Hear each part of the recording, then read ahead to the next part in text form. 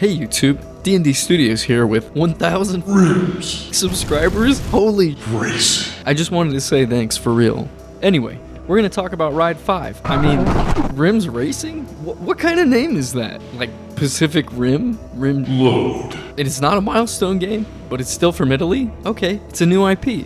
RiMS Racing was made by RaceWard Studio, which are currently hiring. They threw this game out suddenly and fast. I had no idea about it until the game was out. Here's my quick too long didn't read review of RiMS Racing. It is a deep and immersive sim only for the truly hardcore of motorcycle racers, with the best physics yet at a bad price point to content ratio. Now it's time for the actual review of RiMS Racing. RiMS is not for beginners at all. Unapologetically, RiMS Racing is now the Dark Souls of motorcycle games, and that's coming from someone who never played past the third boss in Dark Souls. I hope you're ready, because you're about to hear me say rim and load a lot in this review. So let's talk about the most important thing, the physics. The game does the best job I've ever felt of simulating the gyroscopic effects of riding a motorcycle and pushing the front wheel. It's quite an achievement. The overall feeling when you first pick up the game is quite stiff, but then you realize you're actually connected to the road and the tires are reacting as such. When you hit the throttle, the bike wants to stand up and accelerate violently down the road, and it gets much harder to push to either side. That is the natural gyroscopic effect you feel riding a motorcycle. And when you try to turn, the front wheel doesn't just magically glide the other way. You have to push the tire to the other side. Under load, watch the front wheel here. When it goes in the air, it stays in the direction it was turned until it returns to the tarmac. It wants to set itself straight up and down, which causes a violent transition in the front forks because it's not. And then you hang on for dear life, it finds the line, and boom, you're off. You can also see the suspension reacting to what you're doing. From shifting gears, your throttle control, the amount of brakes you're using, and the road below. Bikes at speed are hard to turn unless you slow your ass down. You can spin out the rear by applying too much throttle and lean angle. Did I mention this game is punishing? You want to grab a fistful of brake in the corner? Bam! Off into the kitty litter you go. Bike does a surprise wheelie and you come down at an angle? Time for some x-rays. Accidentally hit some grass? No need to go to the dispensary anymore because you're smoking it. You even need to manage your lean angle. It's now possible to lean the bike over too far and unrealistic. You really have to find that perfect degree or you pee yourself when you feel the bike give way. I remember when the ghost got ahead of me in time trial and I was like, I'm just gonna punch it out of this corner and pray to God that my rubber sticks. Rims, rubber, and Load. Am I still talking about racing? Anywho, you'll be sweating every bump and change in the track that can destabilize your already compressed suspension and send you off into the trees. Certain tracks have areas you'll come to either respect or hate with a passion. Here's looking at you, Clayton Corner. And here are some moments from the game.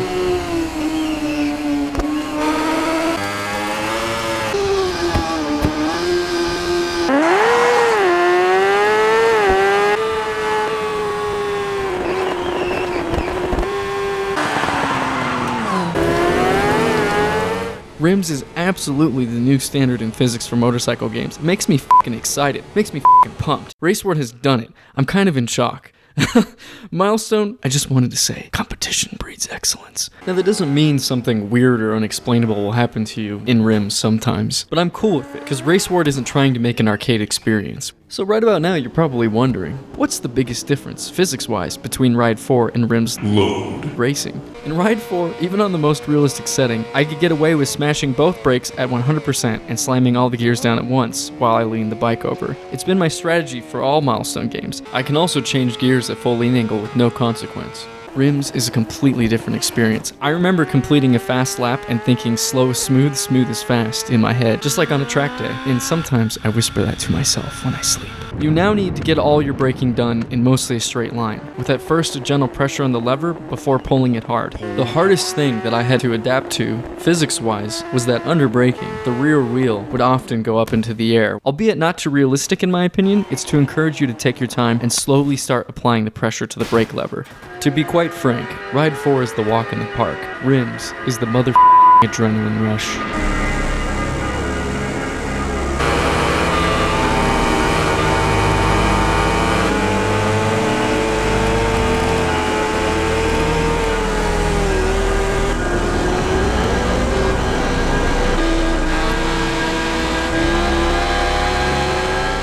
So the cat's out of the bag about the physics. Let's talk about everything else, starting with player features. RiMS offers 2 attack helicopters to choose from, as well as the rider customization essentially copied from Ride. And yet again, no ride style editor. For the love of God, someone bring it back. RiMS does offer 4 riding styles to choose from though, as seen here. I prefer using old school.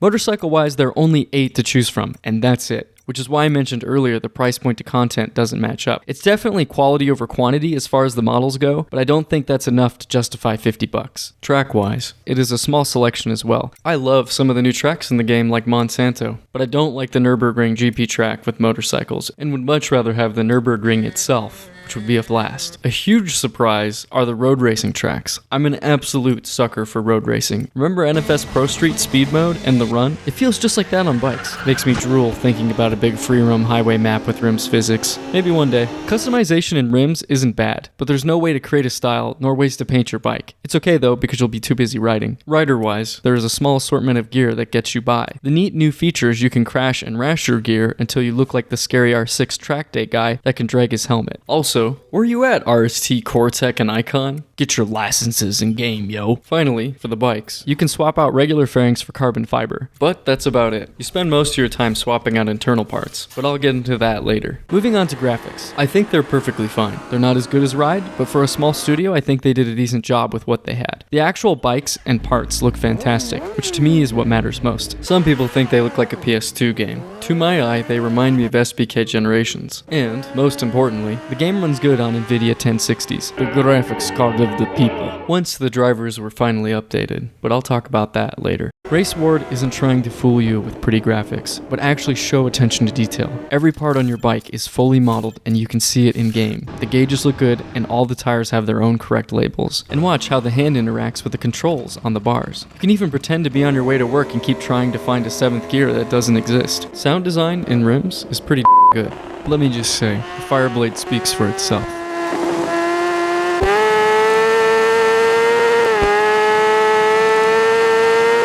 See? I told you. Under engine braking, bikes rumble and pop, and in the helmet view as speed builds, eventually you can hear nothing but wind, which is what happens. Also, who doesn't like tunnel exhaust? Not all bikes were sounded equal though. The sound of the MV Agusta sounds way too similar to Ride 4.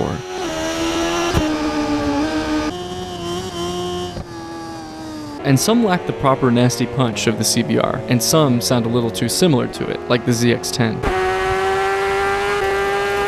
I'm hoping in the future they update the game and make every bike have its own unique sound. Also, when you switch from a stock exhaust to aftermarket, the sound is the same but louder. And I don't like the onboard sound for gear shifting. It sounds like a grinding transmission. Now let's talk about RiMS Career Mode. What makes it stand out from its counterparts is that you're managing all the little parts on your chosen bike throughout the 70 race season. There are several different kinds of races, including challenges which require you to finish 3 objectives, sponsored races that give you parts, mini championship races, 4 sets of races to unlock new bikes, and my favorite, one-on-ones. You'll spend your time gaining money in rider points. Rider points can be spent on 3 different skill trees, including management, research, and engineering. Management is the most handy because you'll gain more money per race, and things will cost less. Engineering is good for preventing wear and tear while you crash, and one other thing that I'll get to in a moment. And finally, research, which really isn't all that useful in my opinion. And they really missed out on the last perk not letting me look up suspension setups of the AI. Instead, I just see what the bike has equipped component-wise, which is useless. The goal of Career Mode is to unlock all the bikes, learn the game, and mess with the bike parts, all the way down to the fork oils. I like the added dimension of managing the individual parts as you go in the career. You'll make decisions like, should I go into this race with my cooked brake pads, or can I squeeze one more lap out of my Pirelli SC3s? Which, as you can imagine, is usually a recipe for disaster. If you manage to have a decent string of races, you can turn your Thrash Junkyard dog into a fire-breathing maniac of a machine. Here's some of mine.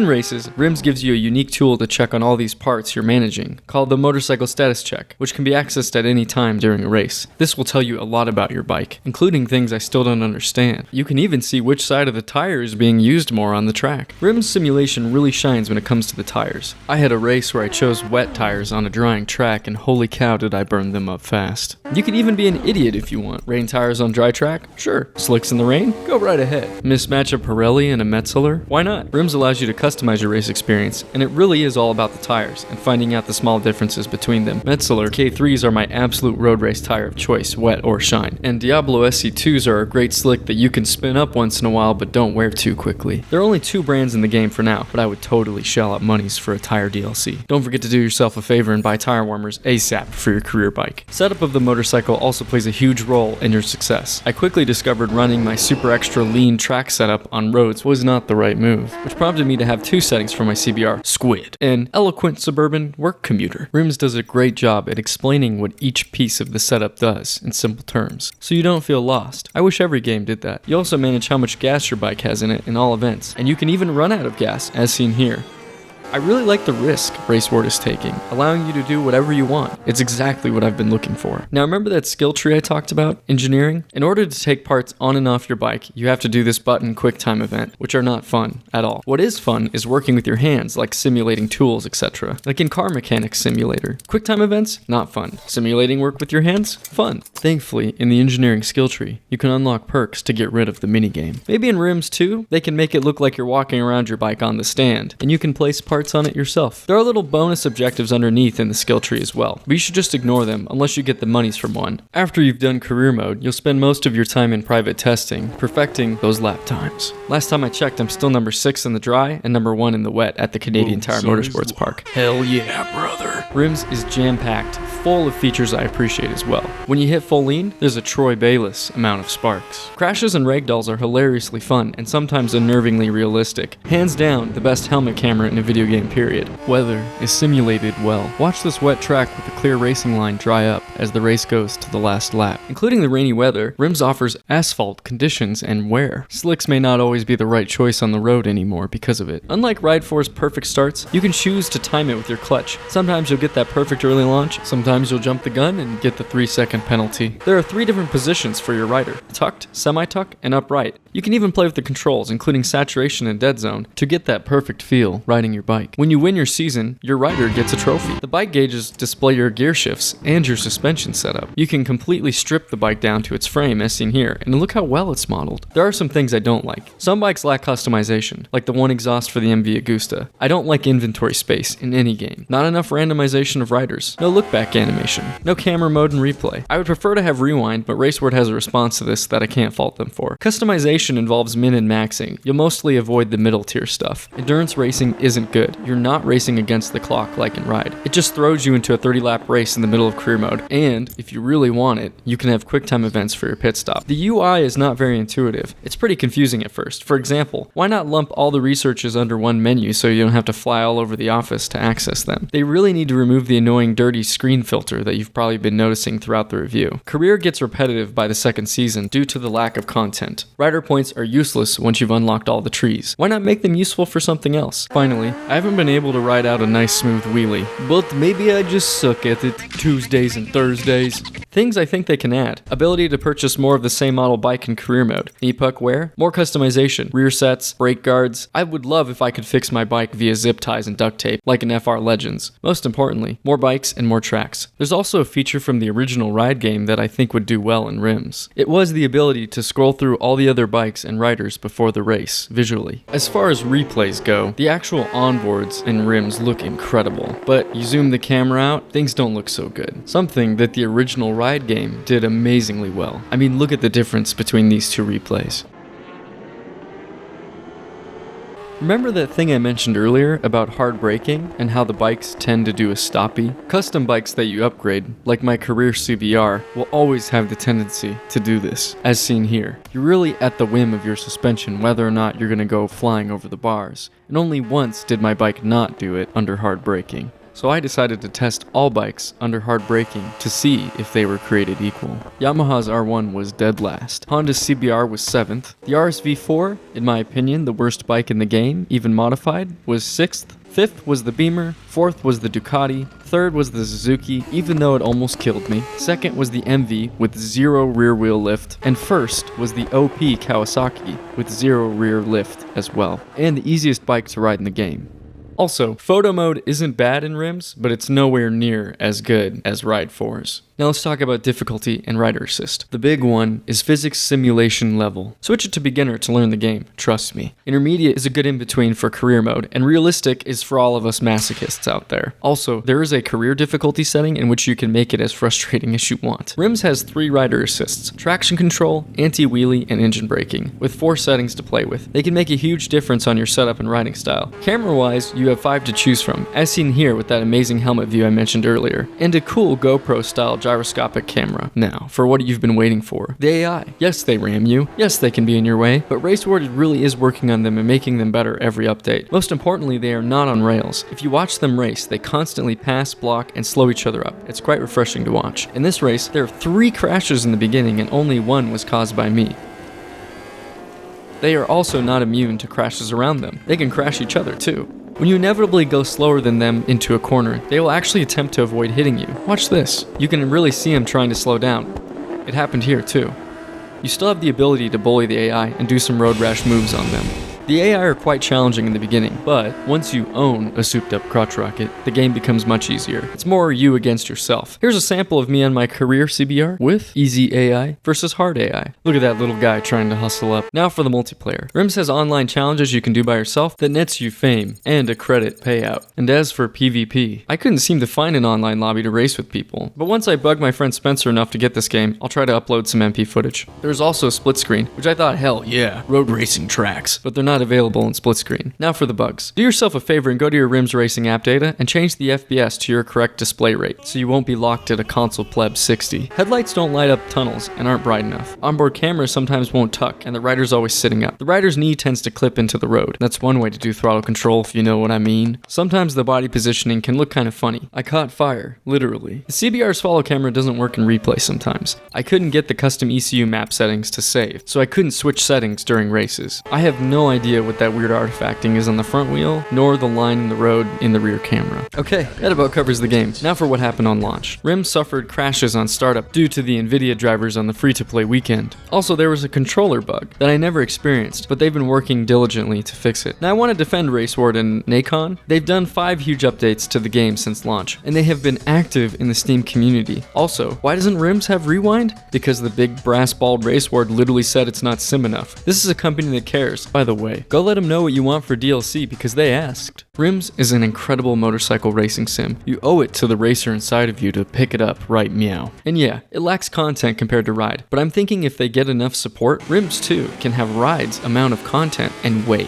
more. Like early 90s sport bikes. The reason I'm a little worried the game didn't sell well is from looking at the achievements. Looks like most people just played for 45 minutes and called it quits. Plus trying to find a lobby online is nigh impossible. Also, the fact that I'm number 1 in the wet at Canadian Tire makes me wonder why there aren't more people kicking my gun. Thus, for all of us gearheads, RiMS is absolutely worth the AAA dollar amount. For the sake of everyone else and people who don't exfoliate motorcycles, RiMS makes way more sense at a $20 to $30 price point. I give it D&D's Game of the Year 2021. And here, take my Steam award. Now for some housekeeping. Here are the graphics options I recorded this review with. And yeah, motion blur is off. Here's a direct comparison of Ride 4 and RiMS at Canadian Tire Motorsports Park with all assists off.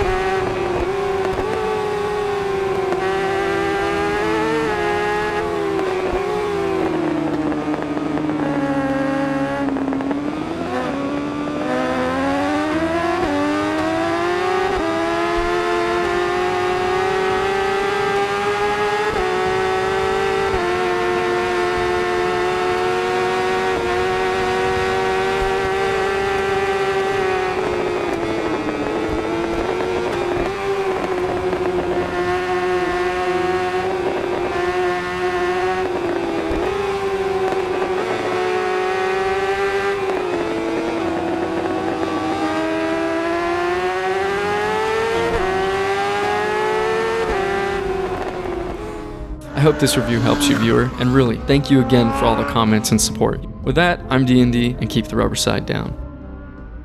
Pacific Rim Jobby.